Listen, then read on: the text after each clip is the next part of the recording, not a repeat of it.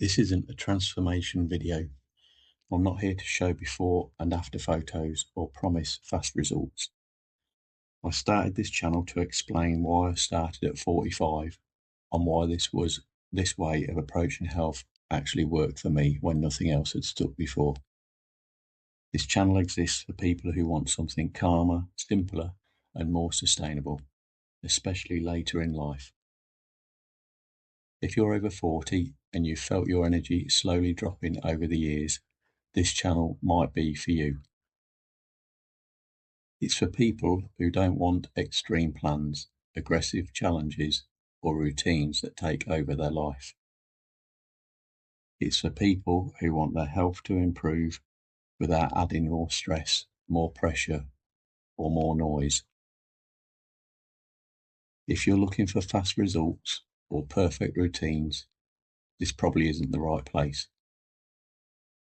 But if you're looking for a steady, realistic way to improve your health over time, then you'll probably feel at home here. I started intentionally when I was 45, about 3 months short of turning 46.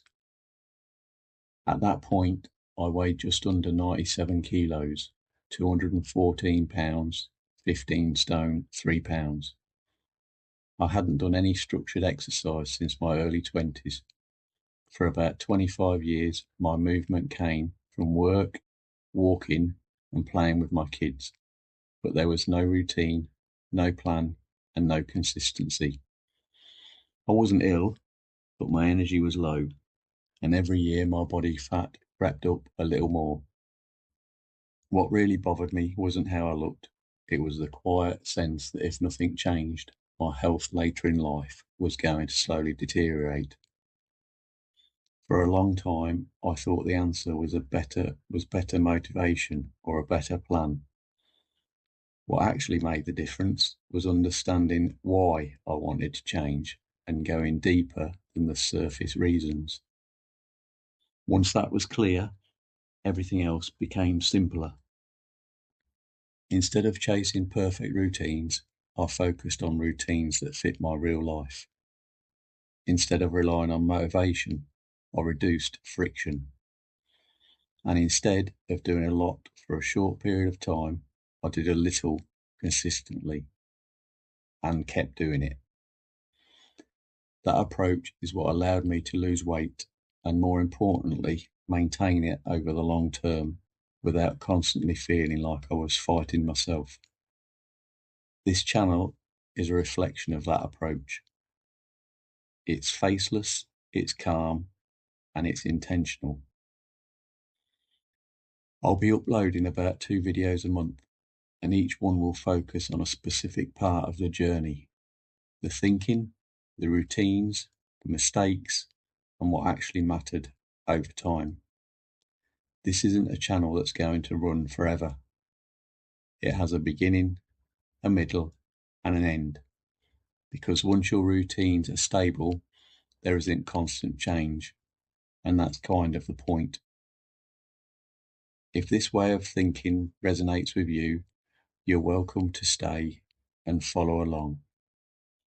And if it doesn't, that's completely fine too. Either way, this channel exists to document a calm, sustainable approach to health that started later in life, and that's what I'll be sharing here.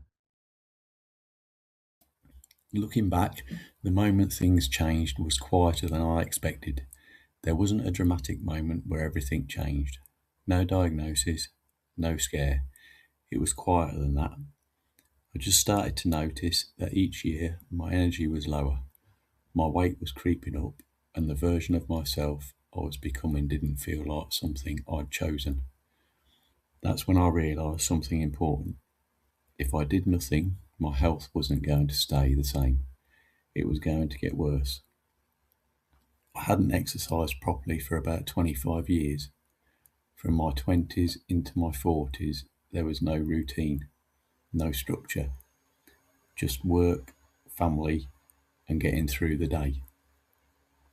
And for a long time, I told myself that was normal. that this was just what getting older felt like. But slowly, that story stopped making sense. I noticed I was more tired doing things that used to feel easy.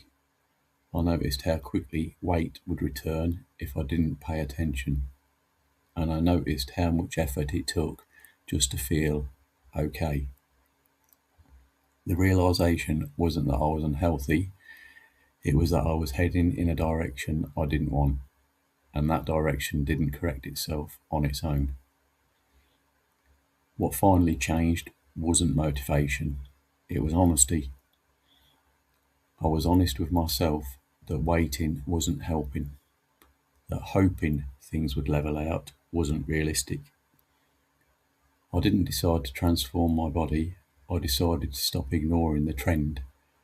I realised that doing something small, even badly, was better than doing nothing perfectly. And that's where this journey actually started. Not with a plan, not with a goal weight, but with the decision to stop pretending nothing was happening. If you're over 40 and quietly noticing the same things, this isn't about panic. It's about awareness. Change doesn't need to be a crisis. Sometimes it just needs you to admit that doing nothing is still a choice, and it has consequences. In the next video, I'll talk about why motivation never worked for me and what did instead. For years, I thought the problem was motivation. I believed that if I could just feel motivated enough, I'd finally stick to exercising or eating better. But looking back, motivation wasn't the thing that was missing. It was a thing I was waiting for, and it never stayed long enough to matter. Motivation would show up occasionally. I'd feel inspired for a few days, maybe even a week, but life didn't slow down to support it. Work, tiredness, stress, all of that was still there when motivation faded, and every time it disappeared, I told myself the same story. I'll start again when I feel ready.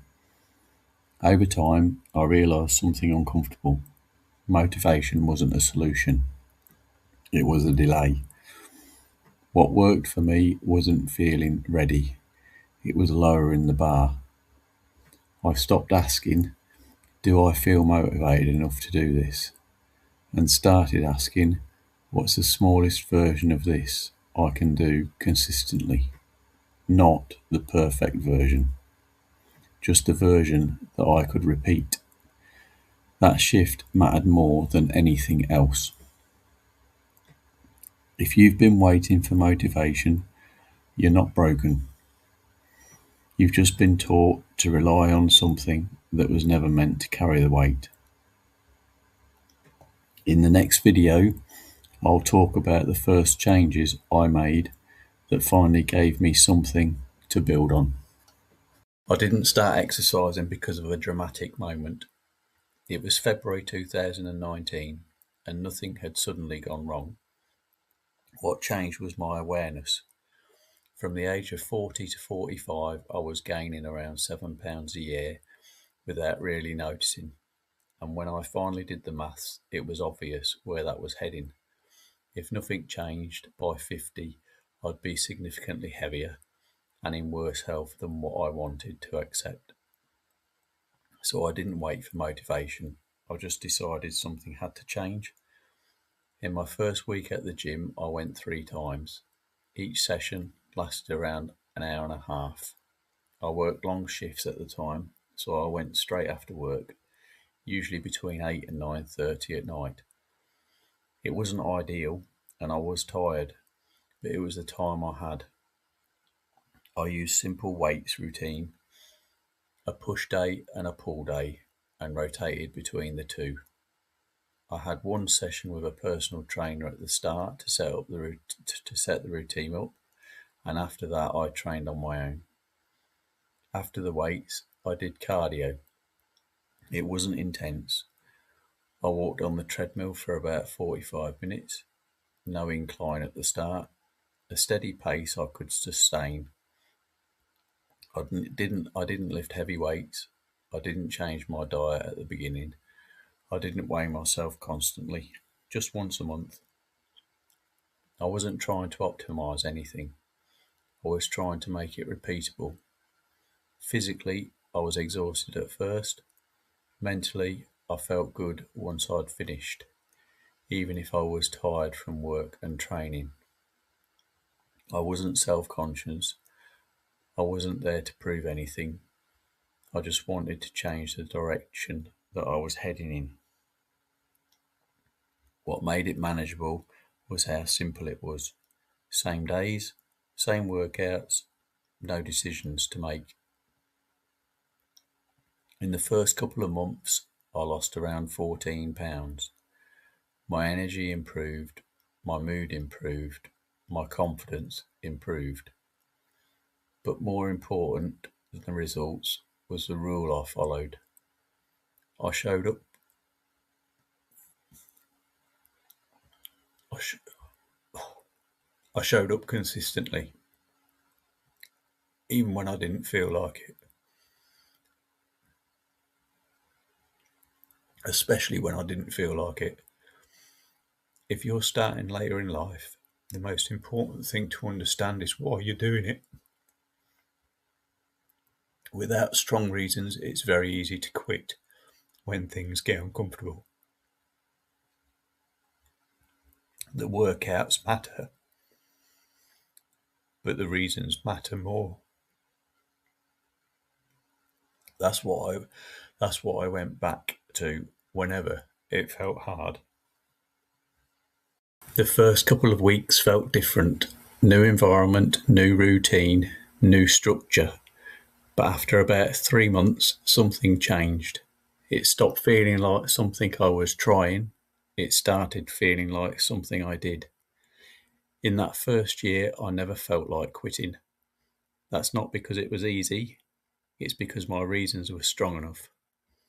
The only breaks came from things I couldn't control: illness, holidays, COVID. And even then, I didn't see those as failures. I saw them as interruptions. There is a difference. I didn't rely on feeling motivated. I relied on knowing why I was there. The structure didn't change much. Push day, pull day, 3 days a week. The exercises stayed the same. The weight increased gradually when it became easy. Cardio time stayed consistent. I rotated machines occasionally, but the treadmill was always there. I didn't overhaul everything every month. I kept the base steady. The only real adjustment early on was diet.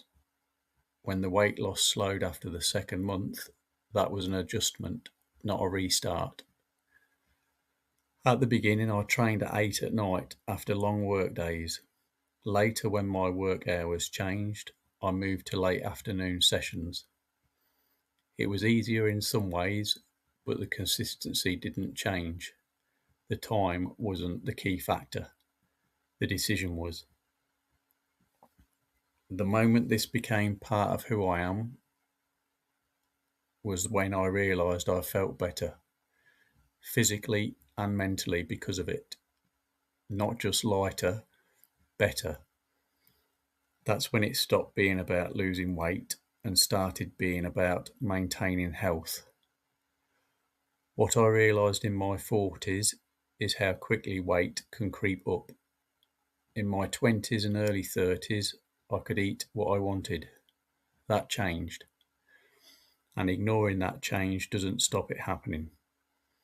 If you want this to last longer than a few months, you need strong reasons, deep ones, because when it's uncomfortable, and it will be, you don't fall back on motivation. You fall back on why you started.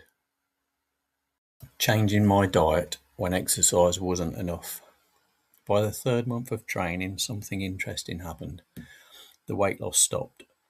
I only weighed myself once a month. So month one dropped, month two dropped, but month three stayed exactly the same. Nothing changed. And that's when I realised something important. I had completely changed my exercise, but I hadn't changed my diet at all. So the next logical step was obvious. If I wanted to keep moving forward, I needed to start looking at what I was eating.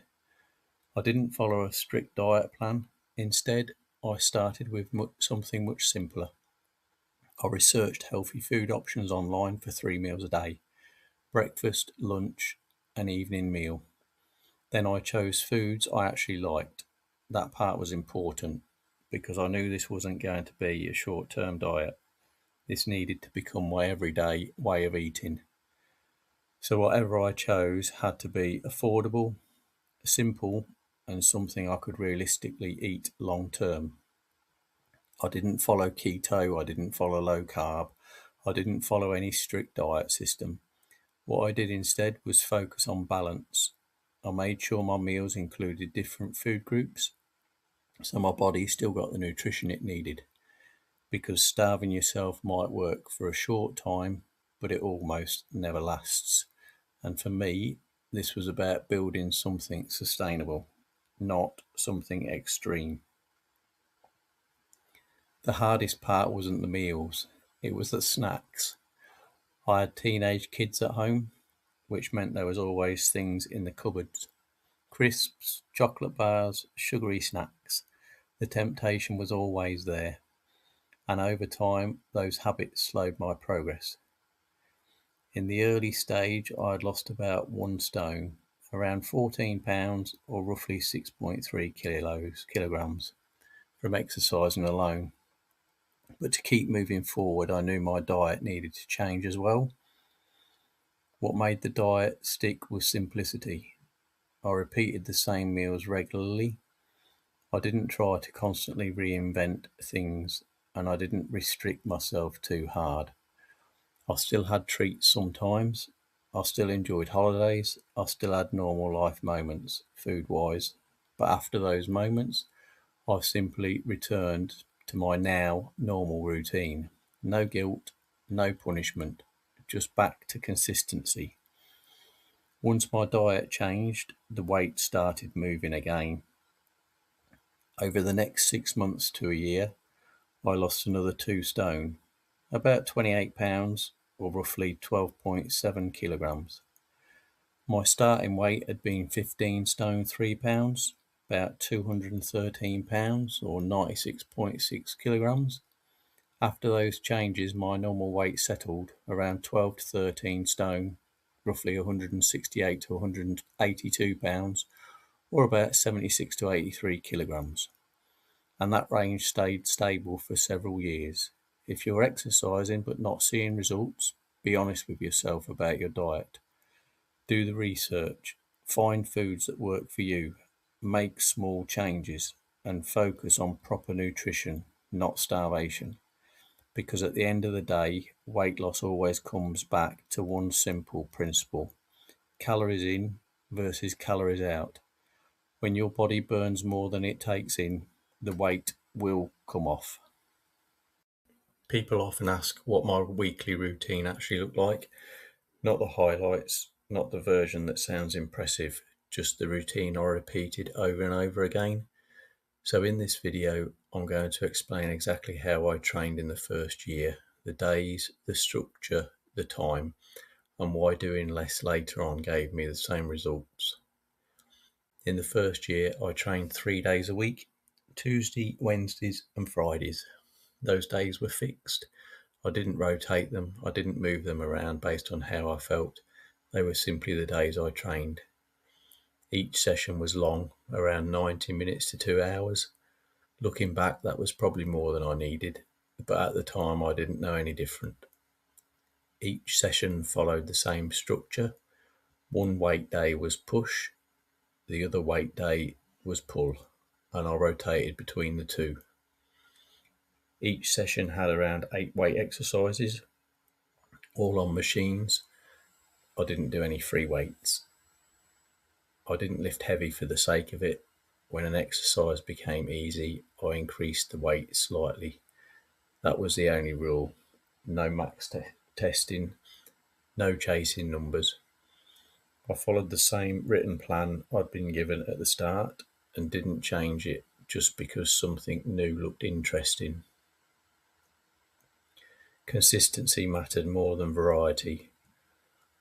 I always did cardio after weights on the same days. In the early months, I did about an hour of cardio per session. To be honest, it wasn't efficient. I'd split it between the step machine, the treadmill, the bike. It felt productive, but it wasn't necessary. It didn't give me better results. It just took more time. Cardio was never easy. When it became easier, I increased the intensity so it stayed manageable, but never comfortable. I trained after work for the first couple of years, same days, same time. When my job changed, the workout time changed to mornings before work, but once it changed, it stayed fixed again. There was one rule I followed: being tired didn't matter. Tired wasn't the reason to skip. I didn't miss sessions and I didn't make up missed sessions because missing wasn't part of the plan. After about 2 months, the routine stopped feeling new. It never became effortless. Working out isn't effortless, but it became familiar. It was just something I did. If I'm honest, I've never enjoyed working out. It's not something I love. It's a means to an end, a healthy life. The reason it worked for me is because it fits my personality. I'm consistent. I like routine. I like doing the same thing the same way. The reason this worked long term was because I was determined and I followed the same routine over and over again. In this video, I will talk about the mistakes I made early so you don't have to. When I look back at my first year of training, I didn't make dramatic mistakes. I didn't get injured. I didn't quit. I didn't jump between plans every few weeks, but I did make things harder than they needed to be. Not by doing the wrong things, but by doing too much of the right things for too long. And most of what I'd change today comes down to time, efficiency, and simplicity. The biggest mistake I made early on was cardio. I was doing around an hour of cardio after weights every session. It felt productive. I was sweating, tired, and spending a long time in the gym, so I assumed it must be helping. But eventually I came across information that talked about efficient cardio and how around 30 minutes was a sweet spot for someone like me. And when I tested it, I realised something important. More cardio wasn't giving me better results. It was just taking more time. I didn't need an hour. I didn't need to rotate machines. I didn't need to be in the gym for 2 hours. That extra time wasn't buying me anything. Early on, I thought long sessions meant commitment. 90 minutes, sometimes 2 hours. Weights and cardio 3 days a week. Later on, I even split things across more days. Weights one day, cardio another. Because I thought more days must mean better results. It didn't. And I only fully realised that years later. Not at the time. What I know now is this: doing more days didn't improve the results. It just cost more time. Eventually, I reduced everything down to do 2 days a week, weights and cardio on the same day. All done in about an hour and 20 minutes. Same results, less time. Another mistake I made was trying to lift too heavy. Not dangerously heavy, but heavier than I needed to. Over time, I realised the real risk wasn't lack of progress. It was injury, torn tendons, long layoffs, setbacks that could take months to recover from. So I reduced the weight loading, not because I was giving up, but because staying healthy mattered more than chasing numbers, especially as I got older. I also thought early on that I could train without changing my diet and still lose weight. And for a while that worked, but it didn't last. Exercise started the process. Diet had to follow. My diet wasn't a mistake, it was a journey. It took me 4 to 5 years to settle into something I was genuinely happy repeating. And even then, I refined it again later for efficiency and nutrition. That part took time, and that's okay. This is the biggest lesson from all of it. What I thought mattered early on was spending more time in the gym, doing more sessions, pushing harder, trying to do everything right. What actually mattered was doing less consistently, keeping things simple enough to repeat, training in a way that matched my age, my recovery, and my life, and staying healthy enough to keep going. If I was starting again at 45, I'd do this from day one. 2 training days, weights and cardio on the same day, done in just over an hour. More emphasis on sleep, and no unnecessary complexity. Not because it's easier, but because it's sustainable. If you're starting over 40, the biggest mistake to avoid is making it complicated. Simple, repeated, and sustainable will always beat perfect. One of the hardest things to accept when you start improving your health after 40 is that progress doesn't look the way you expect it to. Early on, I expected things to be more visible month to month, not dramatic, just consistent. And for a short while, that's exactly what happened. When I started, I lost 14 pounds fairly quickly. That early drop creates an expectation. You start to think this is how it works now. But after those first couple of months, around 2 to 3 months in, the weight loss slowed. Not stopped completely, just slowed enough to notice. And that's usually the point where people think something has gone wrong. What's important to say here is this: I didn't think I was failing. I knew I was doing the exercise consistently, and I knew I was turning up. So I didn't panic or assume the routine was broken. Instead, it was pretty clear to me that what the issue was. Exercise had changed completely, but my diet hadn't. Looking back, a few things were happening at the same time. I was getting older. I was 46 not long after I started. There's a lot of talk about metabolism slowing with age, and while I don't get into the science, what I did notice was this: my body adapted. What worked at the start didn't keep working in the same way. That doesn't mean it stopped working. It just meant lever, the next lever had to be pulled, and that lever was diet. I didn't have more workouts. I didn't train harder. I didn't start chasing faster results. I changed my diet. Not overnight, not perfectly, not as a short-term fix. It became a gradual shift towards something I could actually live with. That decision, adjusting diet instead of forcing more exercise, is what allowed progress to continue. Was that challenging? Yes, definitely. But I didn't doubt the process. I didn't feel like giving up. I understood that this wasn't a sprint. This was long-term health. Slower progress didn't mean failure. It meant adjustment. And that mindset made all the difference. Slower progress after 40 isn't failure.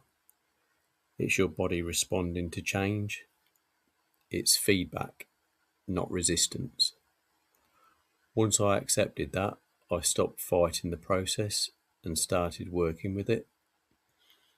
If I'm honest, I wouldn't tell my earlier self to do anything differently. This was never a short-term diet. It was, and still is, a lifelong change. We're all on a diet already.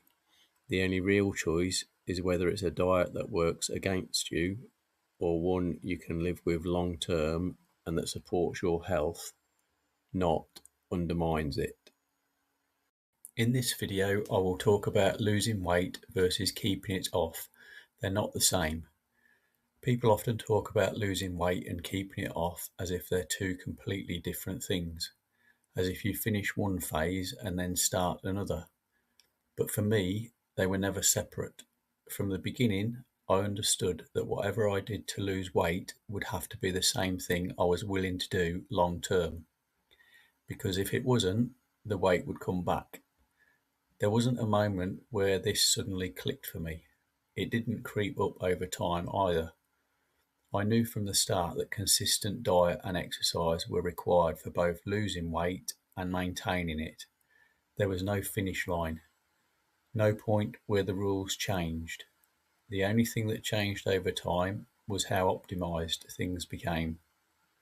Once I was lighter, motivation didn't disappear. Habits didn't loosen. Structure stayed in place. What changed was efficiency. I refined things. I got better at spotting patterns. If my weight crept up slightly, I already knew why. It wasn't a mystery. It was always tied to treats drifting too far outside my everyday diet. And when that happened, I didn't panic, I just corrected it. There were always periods where my diet went out of the window. Holidays, Christmas, family events, birthdays. That was normal. The difference was what happened after. Once those periods ended, I went straight back to my normal routine, and the weight came back off. No punishment, no reset plans, no guilt, just returning to what had already been working. That consistency is what stopped things turning into yo-yo dieting. The gym and my diet were always non-negotiable. They didn't disappear once the weight came off. They just became part of who I was week to week. Nothing slowed down, nothing stopped. This wasn't something I did until I reached a number. It was something I did to age well. My thinking didn't change dramatically. The scale just stopped being the main feedback. Feeling good replaced it. Energy, mood, confidence, how I felt day to day. That mattered more than a number once things stabilised. The mistake most people make after losing weight is thinking the job is done. They treat it like a phase. I was on a diet, now it's over. And that's where yo-yo dieting begins. The real shift is understanding this. This isn't a diet, this is my diet. Keeping weight off isn't about trying harder, it's about doing the same things over and over again, consistently. And when you have off diet days, which everyone does, you notice them, accept them, and return to your normal routine without punishment. That's how it lasts. In this video, I will talk about how I ate long term without obsessing. One of the biggest concerns people have about improving their health is food. Not just what to eat, but the idea that eating well means constant effort, restriction, or obsession. That was never my experience. What mattered wasn't chasing the perfect diet. It was finding something simple enough to repeat and flexible enough to live with long term. My everyday eating is very structured and intentionally simple. On work days it looks like this. Around 9 a.m. I'll have an apple, 12 p.m. Huel Black Shake, 3 p.m. a banana, 7 p.m. AG1 creatine and collagen supplements, followed by a healthy nutritious evening meal. On non-work days the timing shifts slightly so I can extend my fasting window from 14 hours to 17 hours, but the food itself stays the same. I drink around 2.5 litres of water a day. This is what I eat most days, not because it's strict, but because it removes decision making. That doesn't mean life stops. Once a month I eat out for lunch and dinner with my son. Every other Sunday I eat lunch with my parents, and on those days I replace my evening meal with the Huel Black Shake. Outside of that, I return to my normal routine. No guilt, no overcorrection, no feeling that I've ruined anything. This way of eating didn't appear overnight. Early on, I ate 3 standard meals a day. Over time, I made small adjustments, gradually reduced portion sizes, simplified meals, added herbs and flavour without adding calories, reduced preparation time. Hill Black and AG1 creatine and collagen supplements didn't come into my routine until late 2025. Fasting didn't begin until March 2026. As a reminder, I started this journey in January 2019. Each change was layered in slowly, only once the previous one felt normal. What finally made it work was being genuinely happy eating the same meals most days. I never tracked calories or weighed food. I wasn't obsessive. I worked out regularly, ate healthily most of the time, and reviewed things occasionally. Around 4 years in, I reduced snacking further, and that's when the final 14 pounds came off. There was no pressure, just awareness. I still have treats, usually once or twice a week. When they start becoming the normal and weight creeps up, I simply reduce them again. I don't dwell on it. My regular eating habits and exercise routine prevent guilt from taking over. They're just moments, not failures. I ignored diet sales pitches. I wasn't interested in marketing language or quick fixes. If something required constant willpower, I knew it wouldn't last. This had to work long term for me. As tools became available, I used them to sense check whether my diet was healthy and nutritionally balanced, and made small adjustments. But enjoyment always mattered. If I didn't like the food, it wouldn't work. I understand a lot of people find eating well exhausting because they think they need constant variety. Finding multiple healthy options feels like a chore. But in reality, people already put just as much effort into choosing unhealthy food. They just don't question it. For me, eating well wasn't exhausting because I kept it simple. I'm comfortable eating the same things most days. I understand not everyone is like that, but if you're determined to change, you find a way that works for you. A good first step isn't changing everything you eat. It's reducing portion sizes of what you already eat and letting that become normal first. Most people aren't actually hungry. They're used to overeating. At some point, you have to take responsibility for what goes into your body and accept the consequences of those choices. That's where real control starts. Eating well doesn't have to be complicated. It has to be repeatable. Once food becomes part of your normal routine, not something you're on, it stops feeling like effort and starts feeling like ownership. In this video, I will talk about why consistency mattered more than the scale. When most people start trying to lose weight, the first thing they focus on is the scale, and that makes sense. It's the only clear number you can see. But for me, very early on, I realised something important. The scale was useful, but it was also dangerous. In the very early months, I weighed myself weekly. At that stage, weight was coming off fairly consistently, so the number made sense. But after 3 or 4 months, things slowed down. Not because I was doing anything wrong, not because the process had stopped working, just because that's what happens. And I noticed something.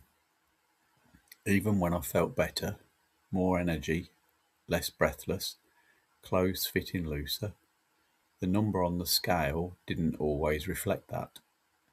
That's when I changed how often I weighed myself. I moved to monthly weigh-ins, not because I was avoiding the truth, but because I didn't want one data point to override everything else that was improving. The scale measures weight. It doesn't measure health. It doesn't measure fitness. It doesn't measure how your body is adapting. And if you let it dominate your thinking, it can undo a good week in about 5 seconds. What had mattered more than the number was this: I was still showing up, I was still training, I was still eating reasonably well, I was still feeling better overall. Consistency became a form of protection, because when you behave the same way, regardless of feedback, you stop chasing short-term validation and start building something longer term.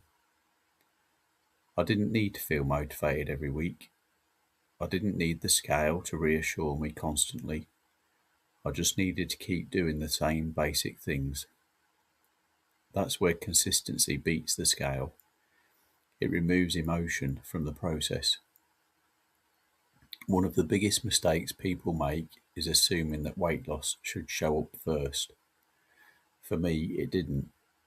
What showed up first was better energy, less breathlessness, better sleep, clothes fitting differently, feeling physically more capable. Those things happened before the scale reflected them. And this is where a lot of people quit. Not because it's not working, but because they're looking in the wrong place for proof. Fat loss often lags behind behavioural change. If you stop just because the scale pauses, you often stop right before the body catches up. I never went into this thinking speed was important. This wasn't about looking good quickly. It wasn't about a short-term goal. It was about aging better. And aging well isn't something you rush. It's something you build slowly, quietly, and repeatedly. If I'd chased speed, I'd have chased extremes. And extremes don't last. Consistency lasts. When the scale slowed, I didn't panic. I didn't quit. I didn't change everything. I just kept going. Because even when weight loss slowed, I still felt better. And that was enough to know it was worth continuing. The mistake people make is thinking the process only works if the scale is constantly rewarding them. For me, the reward was how I felt living my life. Even now, I still track metrics, but not obsessively. The scale is one tool, not the judge. I'm more interested in how I feel day to day, how my body responds to routine, whether my habits are still in place. Consistency tells me more about my health than any single number ever could. If there's one thing that carried me through slow weeks, stalled months, and long stretches with no visible change, it was this: why I started. Not motivation, not discipline, not willpower, just a clear reason. Consistency is easy when you don't argue with yourself every day. You show up because that's who you are now, not because you're chasing a number. The scale tells you what happened.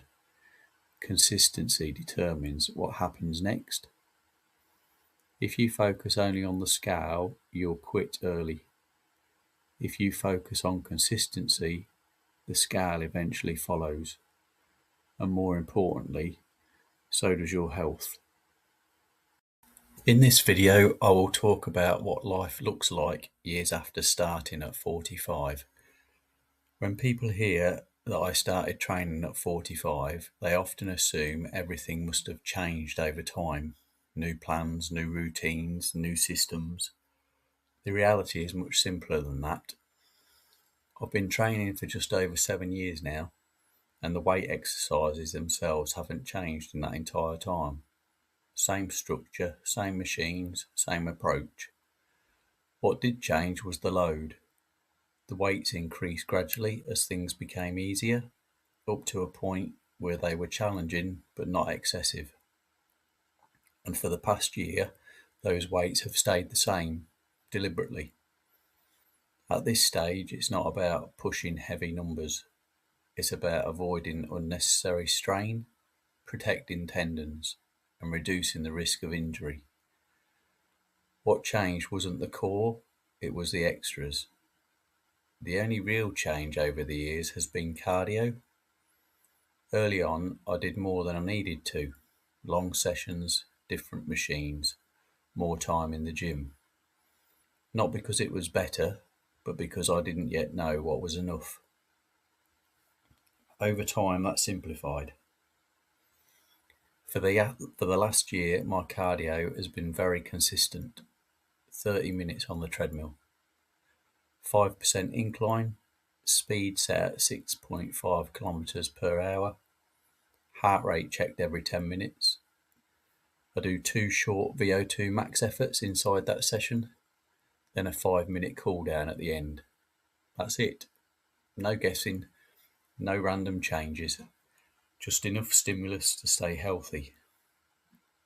Right now, I train twice a week. Each session is about 1 hour and 20 minutes total, weights and cardio together. There's no planning involved anymore, no decision making, it's automatic. Those sessions just sit in the week the same way work or meals do.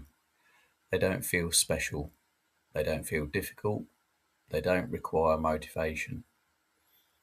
What's changed most isn't physical, it's mental. I think about health more, but very differently. It's not something I negotiate with myself anymore. It runs in the background. Discipline isn't something I actively apply. It's just baked into how my weeks work now. That's one of the big differences from year one. The real benefits show up everywhere else. My mood is much calmer. I'm more patient. I sleep consistently better. I don't feel drained during the day. I'm rarely ill. Colds don't knock me sideways anymore. And I'm no longer out of breath doing simple everyday things. Those changes matter far more to me now than any number ever did. Nothing about this feels dramatic anymore. It's boring, and that's a good thing. Walking long distances used to feel hard. Now it's normal. Keeping my mood stable used to be a challenge. Now it isn't. Low energy used to be part of daily life. Now it isn't. None of that happened quickly. It happened quietly, over time, by not changing what didn't need changing. At this stage, the things I value most aren't visible. My energy, my mood, not getting ill often. Those benefits don't show up on a scale, but they shape everyday life. If someone thinks starting at 45 is too late, what they don't see is what life might look like at 75 if they don't make a change. This was never about short-term results. It was about how I wanted the later years of my life to feel. And years in, this doesn't feel like effort anymore. It just feels normal. That's what years later actually looks like. Not intensity, not constant change, just consistency, quietly doing its job. In this video, I will talk about how I train now without burning out. When people think about burnout with training, they usually imagine quitting. That wasn't my experience. For me, burnout was never mental. It was physical. Aches, excess soreness, tendon discomfort, signals from my body telling me, if you keep pushing like this, something will eventually break. I didn't wake up hating the gym. I didn't lose motivation. In over 7 years and counting, I can honestly say mental resistance was rare. On the odd morning I felt tired or couldn't be bothered, I asked the question, why are you doing this? In answering this question with my reasons why, was enough to get me up and moving. The problem wasn't mindset. It was what my body was telling me when I tried to do too much. To avoid burnout, I didn't add things. I removed them. I stopped long gym sessions, training more days than necessary, chasing heavier weights just because they felt comfortable. That last one was the biggest trap. Every time the weight felt manageable, there was this quiet thought, you should probably add more. When I did, my body pushed back. Not immediately, but through aches, stiffness, and tendon discomfort. That's when I realised, just because you can do more doesn't mean you should. Now my decision making is simple. I don't ask, can I lift heavier? I ask, how does my body feel doing this repeatedly? If something causes persistent discomfort, I don't override it with my ego. Long-term thinking changed everything. I'm not training for next month. I'm training so my body still works properly decades from now. My structure now is deliberately controlled. On training days, I warm up doing 3 minutes on the ski walker. Then I start with abs, 3 sets of 20. Then weights, most body parts, 2 sets of 12. Legs, 3 sets of 10. I finish with abs again, another 3 sets of 20. Then cardio, the 30-minute treadmill routine. I do this on both push and pull days. The weights I use are challenging, but not excessive. They increased over the years until they reached a point of strain, and for the past 2 years they've stayed there. Not because I'm weak, but because torn tendons don't care how strong you think you are. This structure keeps volume controlled, joints protected, and fatigue predictable. The biggest mistake I notice in people who've been training a while is chasing weight without respect for longevity. You see it when knee supports appear, elbow sleeves become permanent, everything starts getting taped or braced. That didn't come from nowhere, it came from years of ignoring warning signs. I'd rather stay slightly under my max than deal with injuries that never fully go away. This isn't about identity for me. I don't train because it defines who I am. I train because my mood is better, my energy is stable, I rarely get ill, I function well day to day. Those benefits matter more to me than chasing progress for its own sake. If you think you need to constantly upgrade your routine to stay motivated, here's the honest truth. You're risking long-term health for short-term satisfaction. That macho more is better mindset. It's how people end up injured and frustrated later. There's nothing impressive about breaking yourself. Calm down, do enough, repeat it. When I think ahead to my 70s, I don't want to be held together by knee braces and elbow supports. I don't want to pay for decisions I made in my 40s and 50s. I want my body to work, to move, to feel capable. That's why I train the way I do now. This isn't about pushing harder anymore. It's about staying functional, calm, and healthy for as long as possible. And that changes how you approach everything. When I started this series, it was never meant to run forever. This wasn't about building a channel or documenting progress year after year. It was about sharing what I've learned, so someone like me, when I started at 45, doesn't have to take as long to figure it out. So this video is the end. Not because anything stopped, but because the job is done. Job done doesn't mean perfection. It doesn't mean I've cracked some secret code.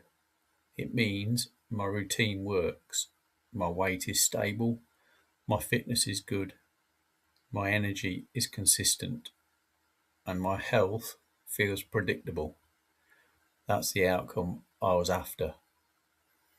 Not a temporary result, a life I can actually live with. This is what an average workday looks like for me now.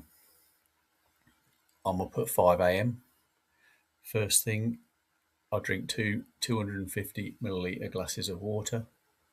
At 9 a.m., I eat an apple and drink 300 milliliters of water.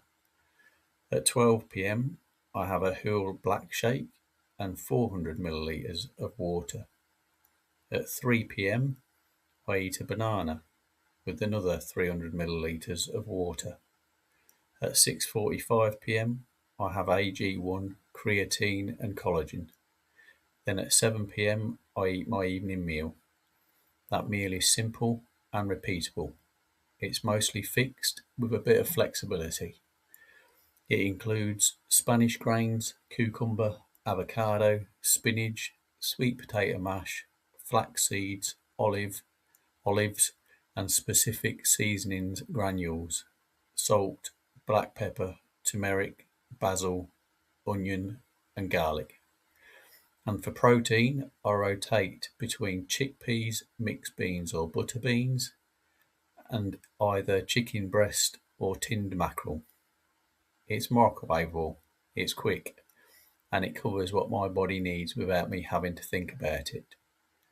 Between 7 p.m. and 9 p.m., I drink a litre of water.